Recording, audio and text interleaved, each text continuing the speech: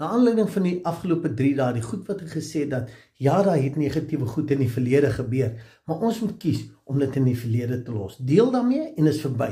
Hou op om dit oor en oor te vertel, jy gee krag daaraan. En ek wil nou vir jou sê, haat, wrokke, al daai goed, daai negatiewe goed, het definitiewe impak op jou gesondheid. Ek weet vir 'n feit, daar's baie keer sit mense met kanker, maar voordat hulle nie kan vergewe en kan losbreek nie, kan daai goed nie genees nie. En dis hoekom ek jou vra, wees eerlik met jouself. Haat, al daai goed, is nie die moeite werd nie. En dis hoekom die laaste wat ek vandag wil sê is, let op wat se stories jy vertel. Baie mense se identiteit is al so aangehaak aan daai negatiewe goed, en hulle vertel dit asof hulle nou wil sê, ek het dit oorkom. Maar wie wat is eintlik die klem lê net daarop. Hulle praat nie regtig van die deurbraak en waar hulle nou is nie.